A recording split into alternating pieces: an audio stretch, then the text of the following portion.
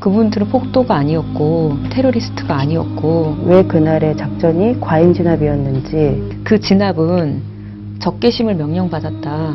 두 개의 문 중에 어디로 들어갈지 몰랐다라는 이 정도 사실만 있어도 이게 잘 알려지기만 해도 충분히 밝혀낼 수 있다라고 저희는 생각을 했던 부분들이 다큐에 담겨 있어요.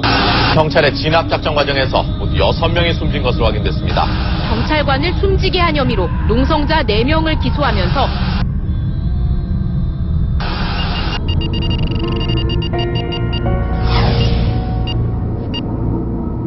(03시) 정각에 경찰 특공대 버스에 탑승한 후 (03시 30분경에) 현장에 도착했습니다. 뭔 신나가 몇 통이다 그런 부분은 저희가 연락은 드리고 있었습니다. 지금도 물고 독감으로 전체 굶고 가슴에서 내려와 주시기 바랍니다. 여러분들 지금 불법 체류하고 있습니다. 많은 시민들이 같이 내려오셨습니다.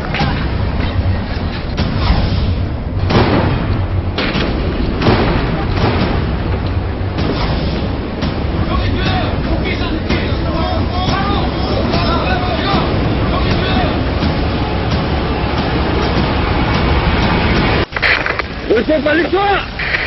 명령 이거 지금이기 때문에 문문은 소화가 안 됩니다. 이거는 활동이기 때문에 문문 소화가 안 됩니다.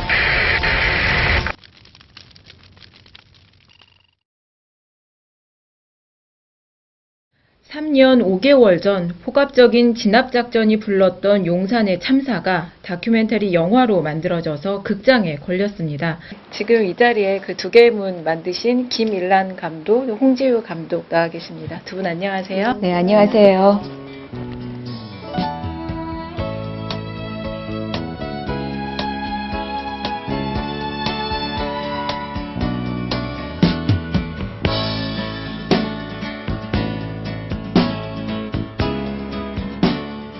원앙 소리에 필적할 만하다 초기 반응이 다양한 얘기들, 좋은 얘기들이 들려오더라고요. 그래서 현재 반응이 어느 정도 실제로 일어나고 있나요? 저희가 오늘 이제 1만 관객을 했는데요. 거의 굉장히 빠른 속도로 관객들이 많이 보고 계셔서 저희도 약간 이게 웬일인가. 독립 다큐 관객분들이 이렇게 많이 찾아주시는 거는 흔한 건 아니어서 저희도 약간 놀라고 있어요. 초반에 이런 기세가 이어지거나 아니면 더 흥행이 된다면 그래서 상업적으로도 좀 성공을 한다면 그것도 또 의미가 있을 것 같거든요. 상업적인 성공은 사실 별로 이렇게 거론해보지 않았던 이야기인데요. 저희가 다큐를 만든 게 지금 일주일 만에 1만 관객이 찾아주셨다라는 게 용산을 잊지 않았구나라는 걸 서로 확인했다라고 생각을 해요. 그래서 조금 더 많은 관객이 극장을 찾아주신다면 관객분의 바람 그리고 저희의 제작 의도에 맞게 김석기 전 경찰청장을 국민의 힘으로 뭔가 소환할 수 있는 그 힘이 모이지 않을까? 그렇다면 저희는 영화운동으로 대중운동으로 영화가 기여할 수 있는 바를 그래도 기여했다? 라고 얘기할 수 있지 않을까 싶고요. 상업적인 성공은 돈이 좀 모이면 저희 제작단체나 배급 활동을 함께 했던 용산 진상규명위원회나 시네마 달이라는 다큐를 전문적으로 배급하는 이런 다양한 곳에 좀 다음을 기약할 수 있는 그런 힘이 좀 될 것 같아요. 처음에 이렇게 영화를 제작하는 데 있어서 좀 많이 어려움이 있었을 것 같거든요. 아무래도 두 가지가 가장 어려웠던 것 같아요. 지유 감독은 어떨지 모르는데 비슷하지 않을까 싶은데요. 하나는 아무래도 제작비가 너무 부족하니까 저희가 이제 다큐를 제작하는 데만 집중하지 못하고 생계를 하기 위해서 아르바이트를 하면서 그래서 하는 거랑 다른 하나는 아무래도 감정적인 게 되게 크지 않을까.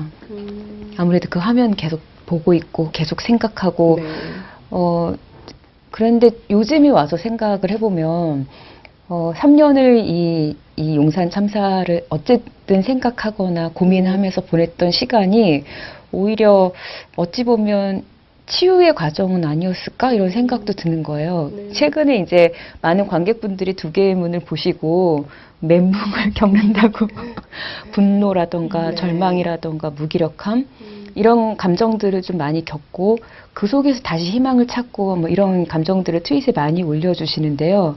저희는 그걸 3년을 하면서 조금씩 이렇게 좀 치유해 가는 시간들이 있지 않았을까 뭐 그런 생각이 좀 들기도 해요. 그 체증 영상이 가장 적나라했던 것 같은데 그 재판 과정에서 이제 입수를 하신 건가요? 네네. 처음에 보셨을 때는 좀 어떠셨을지도 궁금하더라고요. 왜냐하면 그 외 인터넷 방송에서 찍은 외부의 화면들은 공개가 됐었지만 그 안의 상황이 어땠는지는 사실 채증 영상 말고는 볼 수 있는 게 없었기 때문에. 제가 가장 놀랐던 체증 영상 중에 우연히 찍힌 장면 중에 하나는 진압을 하러 들어가는 경찰들에게 왜 이렇게 두려워하냐고 다그치는 장면. 내지 말라고. 네, 그게 가장 의외였고 그것이 법정에서 나왔던 그 경찰 특공대들이 이렇게 두려웠다거나, 네. 그러니까 그 진압 전에 정보를 잘 몰랐기 때문에 이렇게 당황했다라거나 하는 것에 어쩌면 증거 같은 장면일지도 모르겠다 이런 생각이 들면서 아직 내놓지 않은 어떤 체증 영상이 더 있을지도 모르겠다. 근데 그러한 영상들이 더 나오게 되면 어떤 진실의 조각이랄까 이런 것들을 더 맞춰 나갈 수 있지 않을까 뭐 이런 생각을 좀 했던 것 같아요. 그 용산을 다룬 다큐가 두 개문 외에도 굉장히 많아요. 한 10편 가까이 되는데 거의 비슷한 시기에 다른 컨셉으로 제작에 대한 그 고민이 시작되지 않았나 싶은데 그게 2009년 여름 지나고 가을 정도 됐을 때 다큐멘터리 제작에 대한 얘기가 그 남의 땅을 지켰던 미디어 활동가들 사이에서도 조금씩 나오기 시작을 하더라고요. 그래서 지금 저 두 개의 문까지 9편, 10편의 작품이 나와 있는데요. 맞아요. 저희도 그 즈음이었던 것 같은데 그때가 한참 여름 지나고 추석을 앞두고 해결의 실마리가 많이 보이지 않을 때, 그리고 그때 유일하게 실마리는 아니지만 유일한 희망을 걸었던 게 재판이었거든요. 1심 재판. 근데 그 1심 재판을 지켜보고 판결이 나오면서 좀 굉장히 사람들이 예, 경악했었죠.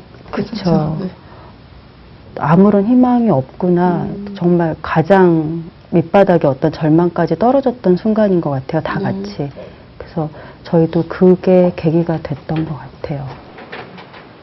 근데 이 영화를 실제 이 개봉 극장에 걸기까지의 또 그 과정도 만만치 않았을 것 같은데. 아무래도 이제 그 체증 영상이 들어가 있고 네. 법정에서 녹음된 것들이 있어서 이렇게 법률 자문을 받고 이게 만약에 공개되었을 때 어떠한지 이제 변호사분들한테 좀 도움을 받았던 과정이 있었고요. 그리고 또 여전히 극장 개봉을 하려면 또 이 개봉 비용이 또 만만치가 않아서 이걸 또 어떻게 돌파할지 또 고민도 언제나 돈이 영화 아주 관수가 늘어나면 좋긴 하지만 그만큼 또 필름도 필요하고. 네, 그래서 저희가 이 영화가 갖고 있는 의미를 좀 더 사회화시키는 의미, 또 많은 분들에게 이 영화가 같이 개봉할 수 있도록 이렇게 뭔가 이렇게 의견, 그러니까 여쭤봤더니 이렇게 배급위원들을 좀 모집해서 하면 좋겠다 싶어서 그래서 배급위원을 좀 모집해서 어쩌면 같이 개봉을 한 것 같아요. 그 제목이 이제 두 개의 문인데요. 물론 영화를 보신 분들이라면 다 이해를 할 테지만 좀 그 제목의 의미, 왜 이렇게 달았는지 또 감독분들께서 생각하시고 계신 게 있을 것 같아서 그 얘기도 좀 부탁드리겠습니다. 두 개의 문 제안은 일란 감독이 했고요.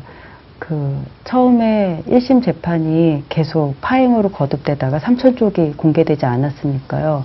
급하게 8월 중순 넘어서 이제 재개가 됐고, 그때 남일당 주변을 계속 지키던 미디어 활동가들이 제안을 받았어요. 그 공개 재판에 방청객으로 들어가서 변호인단이 그날의 사건 재판 과정을 함께 기록하는데 좀 보조적인 역할 이런 걸 하게 됐는데, 이제 저보다 먼저 방청객으로 참여해서 재판을 목격하게 된 거죠. 근데 영화에도 그 이야기가 나오는데 진압 대원들이 건물 구조도 모르고 진입로도 몰랐다라는 사실, 그건 굉장히 충격적인 사실이었고 그 이야기를 이제 돌아와서 하면서 다큐에 대한 이야기와 뭐 그 후에 이제 제목에 대한 이야기 이런 것들을 하면서 저희에게는 글쎄요 아주 많은 팩트들이 있고 진실을 은폐하는 다양한 어떤 과정이 있지만 그 중에서도 초기에 저의 마음을 좀 흔들었던 중요한 지점이 두 개의 문 중에 어디로 들어갈지 몰랐다라는 그 지점에서 굉장히 크게 울림이 있었던 것 같아요. 근데 저희가 상상하는 것보다 더 많은 의미를 부여해서 이렇게 관객분들이 보시는 것 같아요. 네. 그래서 뭐랄까, 이 생과 사라던가, 삶과 죽음, 뭐, 혹은 과거와 미래, 혹은 개입할 것인가, 방관할 것인가, 혹은 자신이 생각하기에는 한쪽은 철거민 분들의 문이었고, 한쪽은 경찰 특공대의 문인데, 네. 그들이 이제 막루에서 만난 것 같다, 뭐 이렇게 말씀하시는 분도 계시고, 그 두 개라는 숫자 자체가 뭔가 선택을 계속 네. 의미하는 것 같아서, 영화를 보고 맨 뒤에 이제 엔딩에 두 개의 문이란 자막이 이렇게 뜨잖아요. 그 앞에서 정말 많은 생각을 하게 되신다고 하더라고요. 네.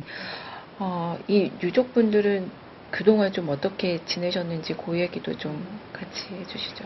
그분들이 쌍용 자동차 문제 해결을 위한 현장에도 앞장서고 계시고 강정에 가 계시고 그래서 지금 현재까지도 그분들이 뭐랄까 많은 분들에게 절망하는 사람들에게 앞장서서 희망을 얘기하는 분들 중에 한 분이라고 생각해요. 그래서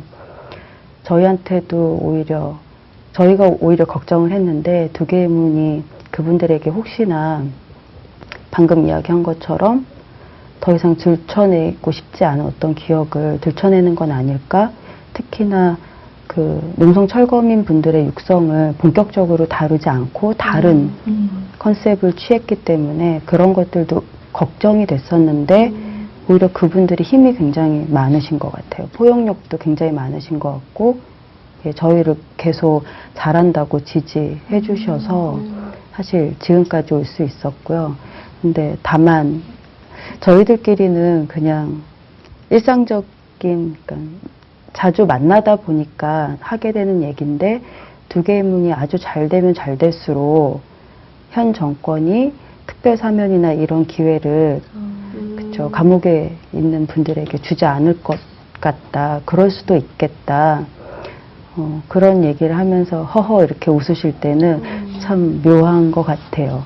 예, 뭔가 죄송스러운 마음도 들기도 하고 그래도 그럴수록 더 관객분들한테 많이 다가가야 되는 게 그 방법밖에 없는 것 같고 그래서 요즘 일반이 넘어서 그분들이 이렇게 눈물 짓다가 또 웃으셨다가 그러고 계시는 걸 보고 있어요.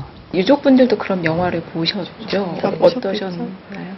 그게 참 놀라운데요. 그러니까 대부분 처음에 이 영화가 만들어졌을 때 지금처럼 그러니까 철거민 분들의 목소리가 직접적으로 들리지 않는 것에 대한 사람들이 우려를 좀 듣기도 했어요. 네. 근데 오히려 그 판단에 대해서 지지를 보내주셨던 분들이 유가족 분들이신데요. 그러니까 유가족 분들이 말씀하셨던 게 저희한테 굉장히 힘이 됐던 이유는 그러니까 정당하다.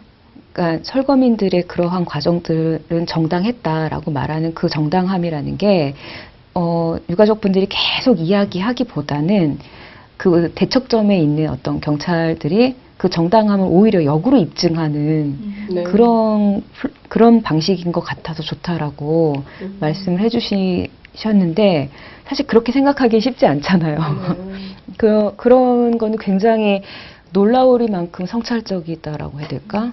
그 경찰 진술서라든지 아니면 법정에서 나온 그 증언들 이런 그런 팩트들 쉽게 구하지 못한 일반인들이 몰랐던 팩트들이 있어서 그렇다는 생각도 들거든요. 아까 자문 구하셨다고 했는데 그 부분은 뭐 법적인 문제는 없었나요? 그리고 어떻게 이렇게 그런 자료들을 영화로 주요하게 활용하자는 생각을 하셨는지. 그거는 어찌 보면 저희가 이제 지우 감독과 제가 법정이나 이런 데서 이 정도 사실만 있어도 이게 잘 알려지기만 해도 많은 분들이 용산 참사나 이 법정에서 진행되는 여러 가지 과정들에 대해서 분노하고 개입하실 텐데 이게 왜 잘 안 알려질까 이런 생각을 하게 된 거죠. 특히 법정 안에서 제가 생각했을 때는 경찰 특공대들이 이야기하는 어떤 사실들 혹은 감정들 이런 게 언론에만 잘 알려져도 많은 분들이 관심을 갖고 재판이 그렇게 되진 않았을 텐데 이런 아쉬움들이 있었던 것 같고요.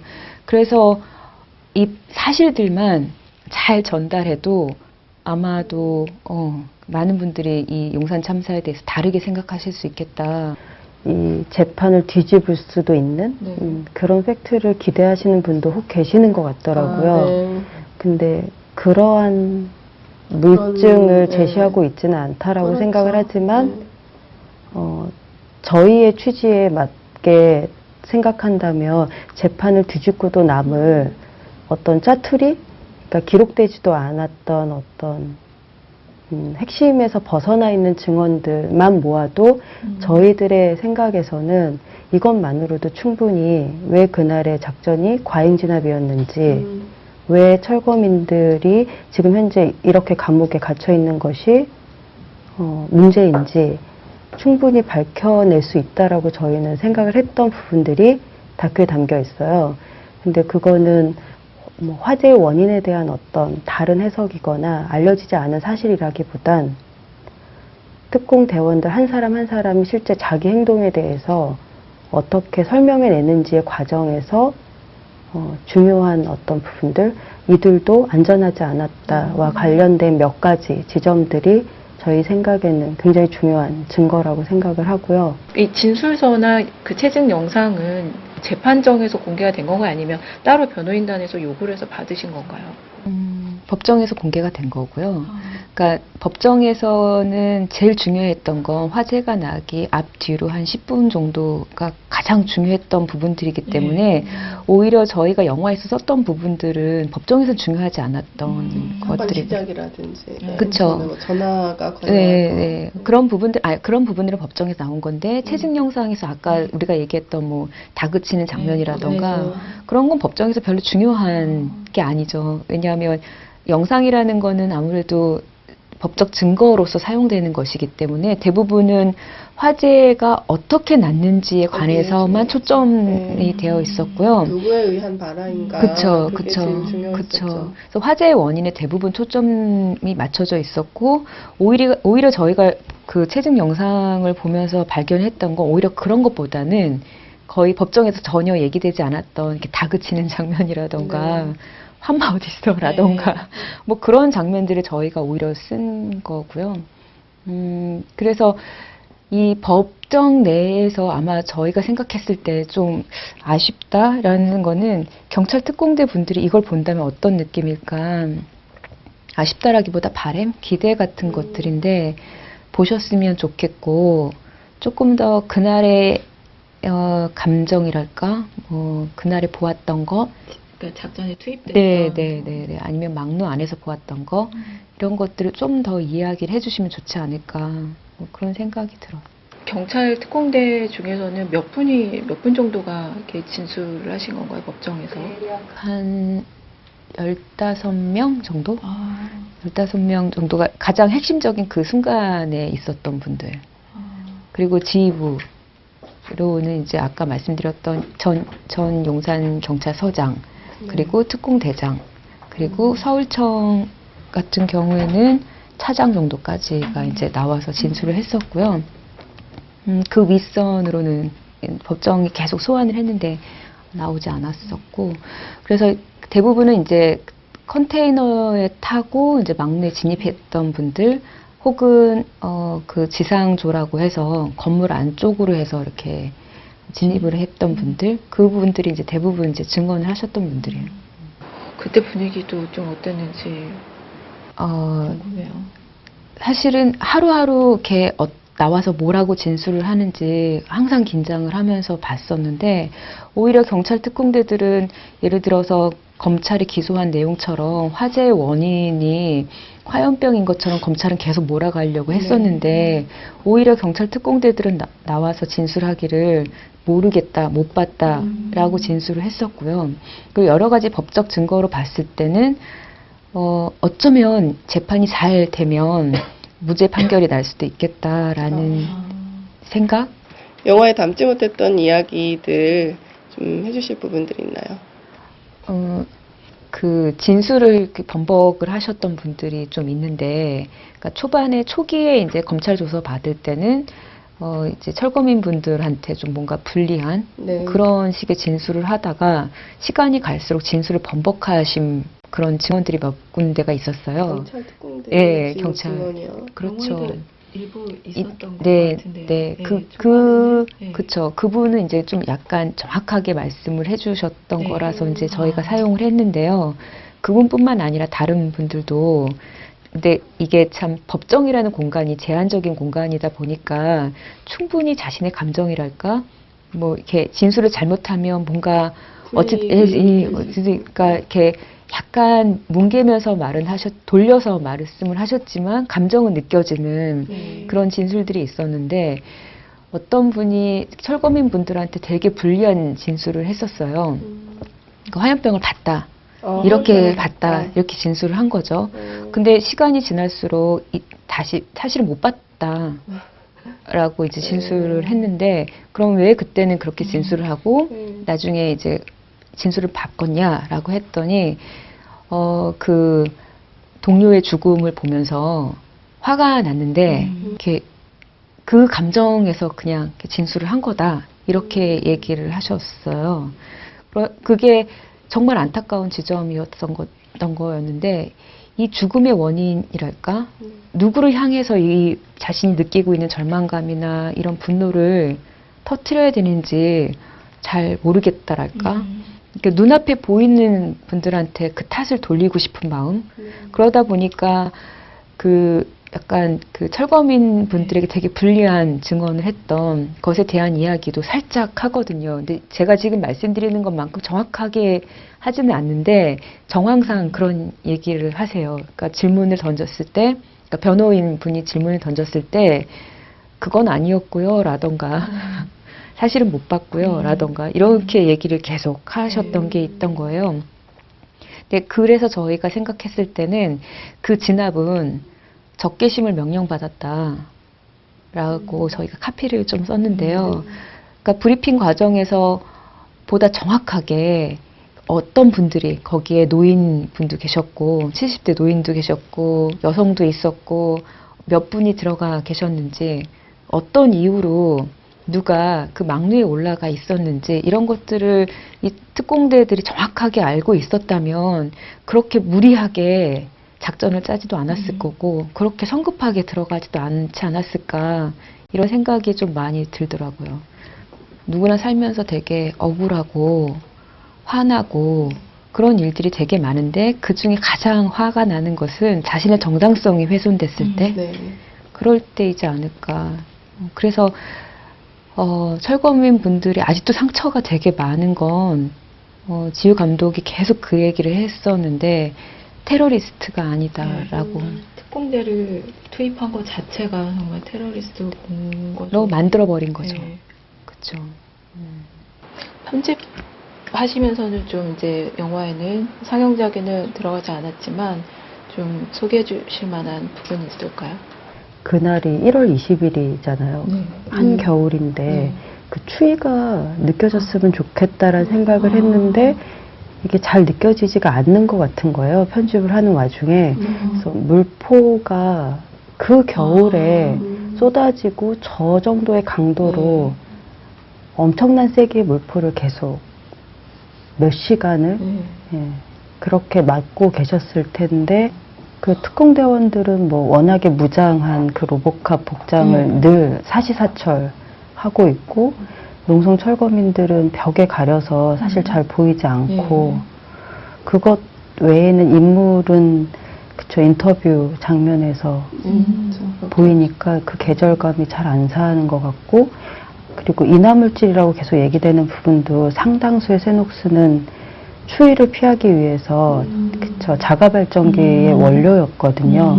근데 그쵸 전기였고, 근데 사건 발생 직후에도 많은 보도들에서도 그 추위 속에, 그 물대포 속에 그 인화물질이 그들에게 어떤 생존의 필수품이었는지는 거의 안 나오는 거예요. 그래서 정말 어떤 진공 상태의 어떤 그냥 폭력과 폭력의 충돌로만 계속 몰아갔던 것에서 빠진 게 얼마나 추웠을까, 얼마나 고통스러웠을까라는 부분이 저희도 표현이 잘 안 됐던 부분이에요.